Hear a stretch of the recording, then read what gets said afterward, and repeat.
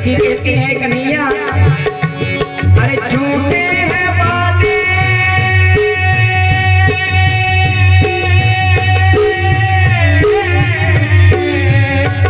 तेरे सारे वादे झूठे हैं अब न करोगी प्यारी तो की नदिया अब न करोगी प्यारी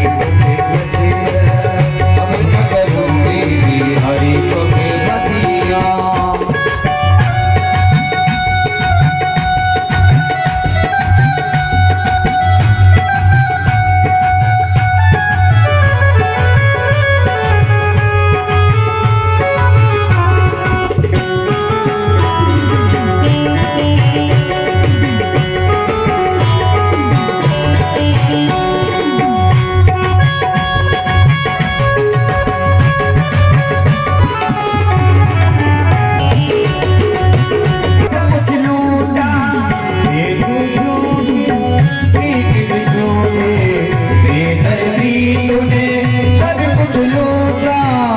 कहते हैं तू भी झूठा तेरी प्रीत भी झूठी और बेदर्दी तूने मेरा सब कुछ लूटा तू भी झूठा तेरी प्रीत भी झूठी तूने सब कुछ लूटा फिर भी मैं सही कहते हैं गाना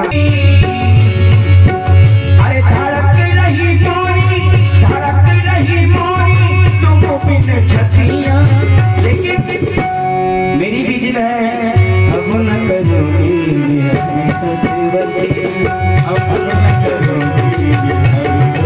धड़कते नहीं मोरी तुम बिन छतियां अब न करोगी बिहारी तो बतिया अब न करोगी बिहारी तो बतिया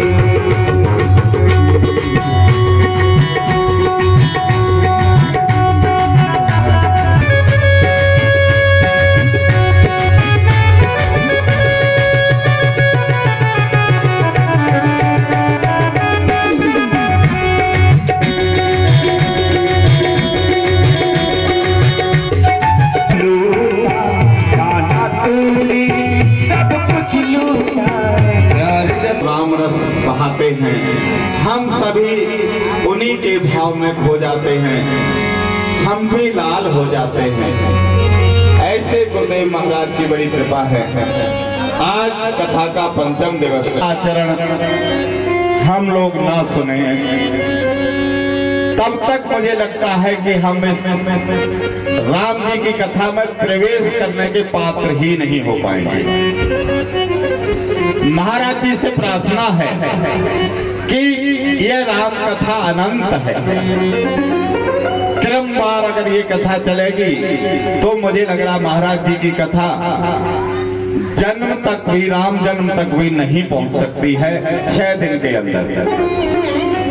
हम तो ये प्रार्थना करते हैं आदरणीय मानस रत्न जी से कि इस प्रथम कथा से हम लोगों को कम से कम इतनी पात्रता प्रदान कर सकें कि हम राम कथा को सुनने लायक बन जाएं।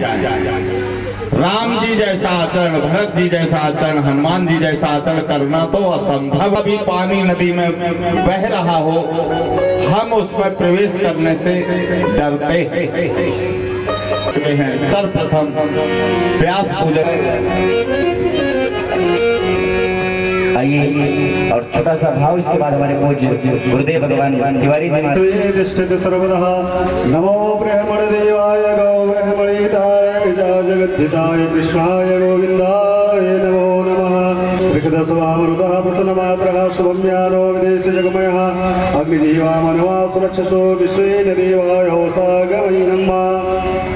बोलो श्री व्यासदेव भगवान। चाचा रामचंद्र मिश्र जी से निवेदन करूंगा कि वो भी महाराज श्री को माल्यार्पण करें और हमारे जिनको हमने कल गलती से कुछ और बोल दिया था उसके लिए मैं इतना प्रेम करते हैं हमसे कि हम इनसे कुछ भी कह लेते हैं तो मुस्कुराते ही रहते हैं।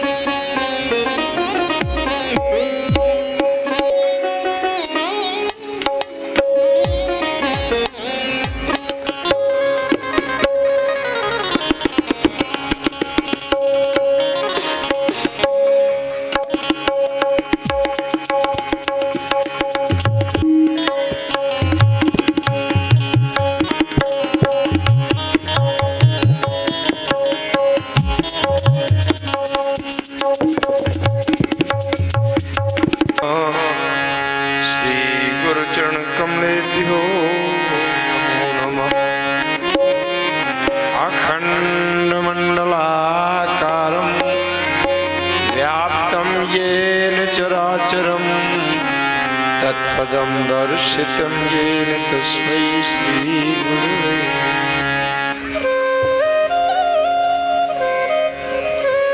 यो अन्तः प्रविश्य मम वाचमिमां प्रसुप्तां सञ्जीवयत्यखिलशक्तिधरम् अन्यांश्च हस्तचरणश्रवणत्वगादीन् प्राणान् नमो भगवते पुरुषाय तुभ्यम्।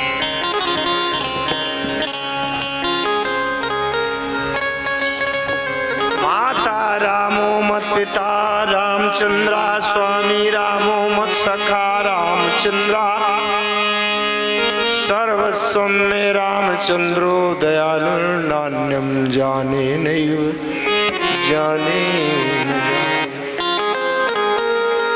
वंदे विदेहतनया पदपुंडरीकं कैशोरसौरभसमोहृतयोगचित्तम् हान्तं त्रितापमनिशं मुनिः ससेव्यं सन्मानशाली परिपीत परागपुंजम् वंशी विभूषित करान्नवनीर्गाभात्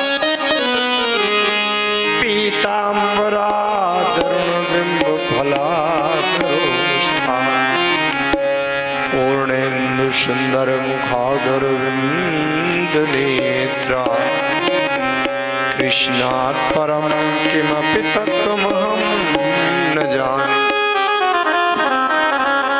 अतुलित बलधामं हेमशैलावदेहं धनुजवन कृशानं ज्ञानिनामग्रगण्यं सकलगुणनिधानं वानराणां धीशं रघुपति प्रिय भक्तं वातजातं नमामि।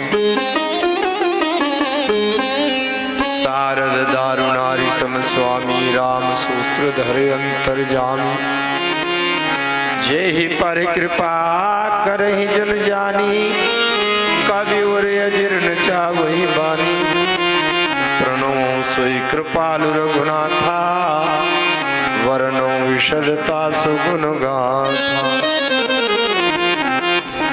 बंदौ तुलसी के चरण जिनकी हो जग काज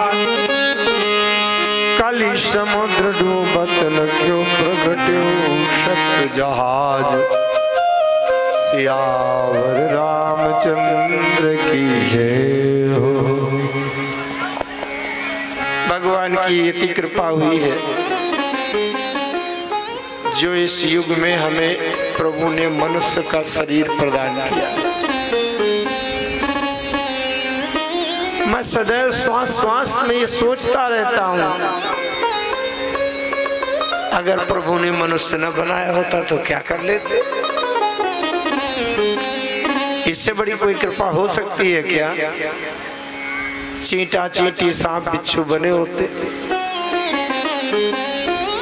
अब वो भी इस शरीर में रोज रोज एक एक श्वास श्वास करके जीवन देने की कृपा कर। अच्छा आपसे ये सोचो, शरीर को बल देने के लिए तो हम भोजन करते हैं, तमाम उपाय करते हैं, सुंदर बनाते हैं, सब कुछ करते हैं, लेकिन जीवन प्राण बने रहे इसके लिए हम क्या करते हैं शरीर में? रामा जी की तो कृपा है जो हर सांस में प्राण दे रहे हैं। इससे बड़ी कृपा क्या हो सकती? संसार का और कुछ भी हमें मिले या न मिले जीवन चल जाएगा, पर अगर प्राण न मिले तो जीवन चलेगा? संसार की सारी सुविधा बनी रहे, अब प्राण बना रहे इसके लिए हम कुछ करते हैं क्या? मेरे राम जी ने प्राण दे दिया। प्रभु आपकी याद हमें श्वास श्वास में आवे, प्रत्येक श्वास में हम भगवान की कृपा का आभास करें, उनके चरणों में समर्पण करें। यही जीवन में इस उपकार का ऋण हो सकता है।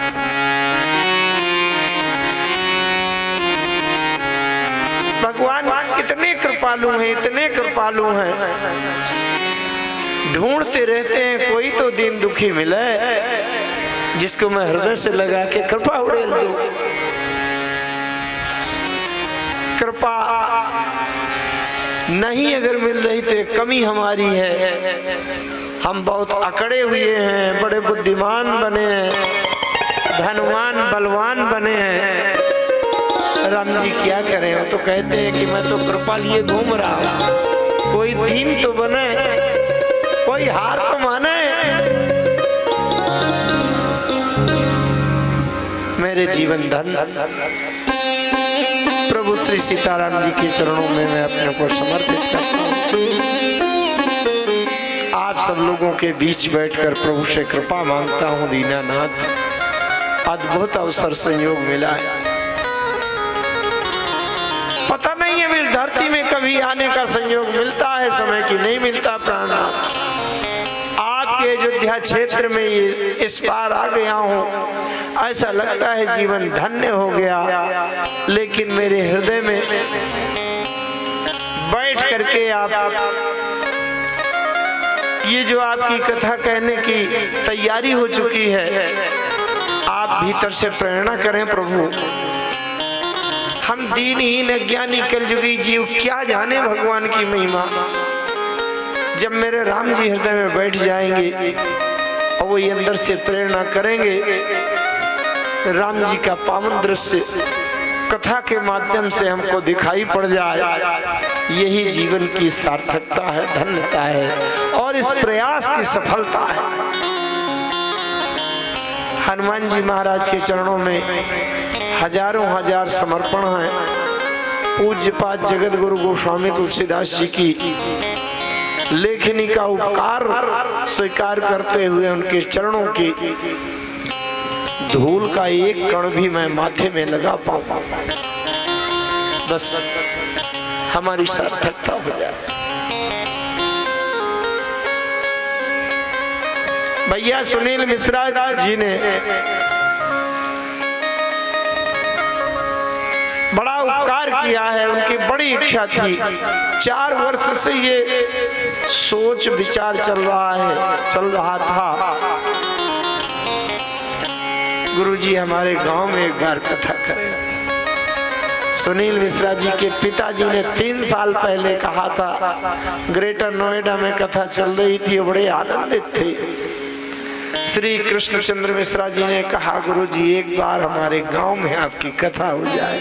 मैंने कहा कथा मेरी नहीं है, वो तो कथा वहीं से निकली है, उसी अयोध्या क्षेत्र की है। राम जी जब कृपा कर देंगे मैं धन्य होने के लिए आ जाऊंगा। आपके बीच में आकर के ऐसा लग रहा है, लगता है इस धरती से, इस संसार से, इस कलयुग से कहीं और पहुंच गया हूँ, और उस अयोध्या में जो तीनों लोक से न्यारी है, और लगता है त्रेता युग में पहुंच गया हूँ। ये आप लोगों के भाव प्रेम का ये प्रभाव है, मैं बहुत बहुत धन्य हो रहा हूँ आप लोगों के भाव में।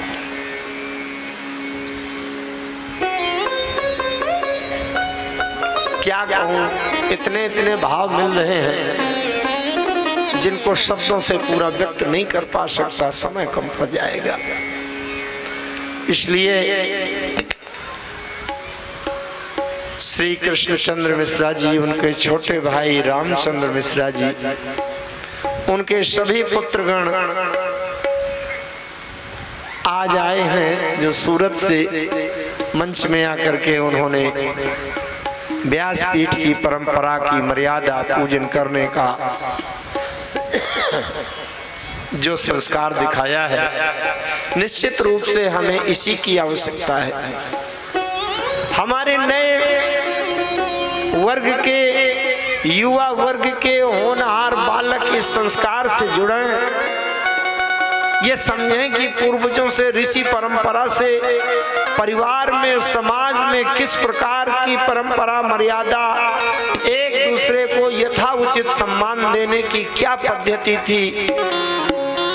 अगर हम उसको खो दें तो जीवन प्राणहीन हो जाता।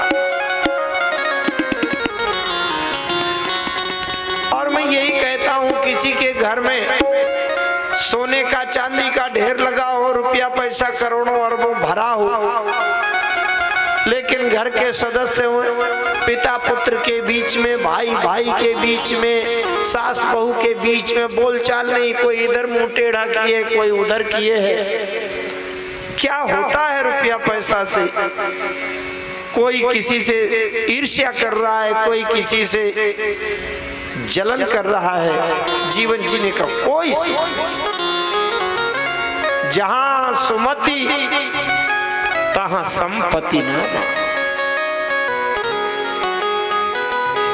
राम कथा क्यों सुनाई जा रही है?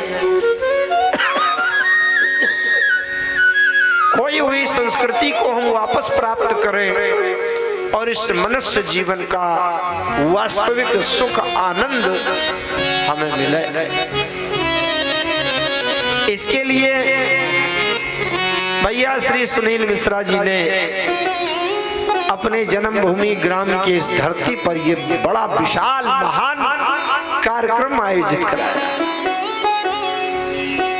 आप लोग एक एक दृष्टि डालें, इस कार्यक्रम की तैयारी में कितना क्या करना पड़ा होगा, कैसे साहस हुआ। मैं तो बार बार सुनील जी से कहता हूँ, बहुत बड़ा कार्य आपने कर दिया। एक व्यक्ति के व्यक्तिगत क्षमता से बाहर है ये कार्यक्रम कराना। रोज भंडारा चल रहा है, एक एक दृष्टि डालो, कहीं पांडाल, कहीं साउंड, कहीं भंडारा तो कहीं जनरेटर, दंग रह जाते हैं। कितना बड़ा खर्च, कितनी बड़ी व्यवस्था। उन्होंने कुछ तो इस संस्कार का महत्व समझा होगा, तभी 10 लाख रुपया खर्च करने का सारी गृहस्थी से निकाल करके इतना बड़ा कदम उठाया होगा। उनके माता पिता, सुनील जी के माता पिता, उनके सभी भाई, रामचंद्र जी के पुत्रगण, वो भी सभी सेवा में लगे हैं। एक दूसरे से शिक्षा प्राप्त कर रहे हैं, कैसे किससे बात करें, कैसे विनम्रता का व्यवहार करें, कैसे मर्यादा की रक्षा करें। मैं कहता हूँ उनका पड़ोस, आज उनके बगल में उन्हीं के परिवार में भोजन करने गए थे। माताएं इतनी भावुक थी, कह रही थी कि आपकी कथा ऐसा लगता है कि कभी न छूटे। मैंने कहा आप लोग धन्य हैं, ऐसी धरती में हैं। मैं आप सबका, पूरे सोनवर्षा के ग्राम के निवासियों का, कोई किसी भी वर्ग का हो, किसी भी जाति का हो, रईस हो, गरीब हो, धनवान हो, छोटा हो, बड़ा हो, आप लोग बहुत महान भाग्यशाली हैं। जिस गांव में सुनील मिश्रा जी जैसे ऐसे संस्कारवान, सरल संत, ऐसा नहीं है कहीं दिल्ली क्षेत्र में, ग्रेटर नोएडा में जाकर के उनका महत्व देखें। हजारों हजार लोग उनके एक इशारे पर सब कुछ न्यौछावर करने के लिए सदैव तैयार बैठे हैं। लेकिन उनमें कभी ऐसा भाव नहीं आता कि मैं कुछ विशिष्ट हूँ। सबको प्रणाम करते हैं, सबके चरण पकड़ लेते हैं और चरणों में सिर रख करके क्या मर्यादित संस्कार दिखते हैं उनके प्रत्येक क्रिया में, प्रत्येक लक्षण में, उनके सभी छोटे भाइयों में। निश्चित रूप से धरती पवित्र है। उनके मन में एक संकल्प बहुत दृढ़ता से जगा हुआ है। संसार में रामचरितमानस के शब्दों की महिमा दिखाने बताने के लिए श्री रामचरितमानस विश्वविद्यालय की स्थापना हो जाए और लोग ये समझ सकें कि रामचरितमानस के एक एक शब्द में जीवन जीने की कितनी बड़ी अद्भुत शिक्षा घुसी हुई है। उसका हम उपयोग क्यों नहीं कर पा रहे? उनके सभी पूरे परिवार तथा रिश्तेदार, सभी उनके भाई बंधु बांधव, उनके बहनोई साहब, उनके सभी फूफा जी, मौसिया जी, जितने रोज आते हैं, 25 किलोमीटर से, कोई 5 किलोमीटर से, कोई 50 किलोमीटर से। आपकी सबकी भावनाओं का मैं हृदय से सम्मान करता हूँ। ग्रेटर नोएडा से आए हुए हमारे बड़े ही मानस के प्रति समर्पित, जिनके रोम रोम में, श्वास श्वास में मानस भरी हुई है और वो मानस में डूबे हुए हैं, जिनके हृदय के उद्गार, उनकी स्वयं की कविता आप सुन लेते हैं। ऐसे हमारे मंच संचालक जी बड़े ही भाग्यशाली भैया मेरे राजीव तिवारी जी, दिल्ली से ही आए हुए आचार्य श्री विनोद तिवारी जी शास्त्री जी, आपके ग्राम की धरती की बड़े ही गुण संपन्न ऐसी प्रतिभा जो चहुमुखी उनको ज्ञान है, वो भी कथा करते हैं और बड़ा शास्त्रों का ज्ञान है भैया पंकज शास्त्री एवं सभी आपके परिकर के क्षेत्र के आए हुए, किसी भी प्रकार से कथा की चर्चा, कथा की सूचना, कथा का आमंत्रण, कथा की जानकारी सुन करके जो लोग कथा में आए हैं, निश्चित रूप से भगवान की बड़ी कृपा उनके हृदय से प्रबल होकर आकर्षण कर रही है। आप सभी का मैं हृदय से सम्मान अभिनंदन करता हूँ। माताएं, बहनें, बहू, बेटियां कितने उत्साह से, कितने प्रसन्नता से आकर के बैठती हैं। यद्यपि हो सकता है मेरी कथा शैली कभी कभी कुछ कठिन लगती हो, जबकि मैं इस बार इस कथा में कोई भी कठिन, ज्यादा गूढ़ अर्थ, ज्यादा गहरी बात नहीं करता, इसलिए कि सबको कथा समझ में आवे। रामचरितमानस बहुत गहरा है, मैं ज्यादा तो बात नहीं करता, ज्यादा समझ भी नहीं पाया, लेकिन जितना समझ पाया हूँ, अगर एक शब्द, एक वाक्य के भीतर गहरे बैठ जाएं तो हो सकता है कि कुछ लोगों को समझने में कठिनाई पड़े, इसलिए इस बार बहुत गहरी व्याख्या नहीं कर रहा मैं, लेकिन आप लोग सभी सुन रहे हैं, समझ रहे हैं, भाव से भाव मिला रहे हैं, ये राम जी की कृपा है। आइए हमारे मंच में जो अपने संगीत के वाद्य यंत्र तथा अपने स्वर साधना से सामवेद की ऋचाओं को प्रस्तुत कर रहे, सामवेद की कला है विद्या, मेरे सहयोगी तीनों लखन, दिवाकर और जनक, निश्चित रूप से भगवान की बड़ी कृपा है, बड़े भाग्यशाली हैं जो भगवान की कथा में अपनी सेवा जोड़कर और जीवन सार्थक कर रहे हैं। निश्चित रूप से हमारे ध्वनि प्रसारण की व्यवस्था करने वाले दुबे जी, आपका तो बहुत बड़ा योगदान है, बहुत बड़ी भूमिका है, बहुत बड़ा महत्व है। आइए सभी उपस्थित श्रोता समाज सब लोग मिलकर के भगवान के मंगलमय पावन नाम का 2 बार संकीर्तन करें। तत्पश्चात कथा में कोई हमारे आदरणीय तिवारी जी ने, राजीव तिवारी जी ने कुछ संकेत कर ही दिया है कि राम जी का प्राकट्य हो गया है और हम चाहते हैं कि भाई भाई में कैसा होना चाहिए, भैया भरत जी के माध्यम से थोड़ी सी बातें समझे। भरत जी का चरित्र पार बहुत गहन है, बहुत गहरा है, आध्यात्मिक है, दार्शनिक है, वेदांत का विषय है, लेकिन हम सरल बातें कुछ लेंगे भरत जी के माध्यम से, क्योंकि इस बार हमको ये सीखना है कि हमारे जीवन के रहन सहन में बिगाड़ कहाँ है और हम परेशान कहाँ से।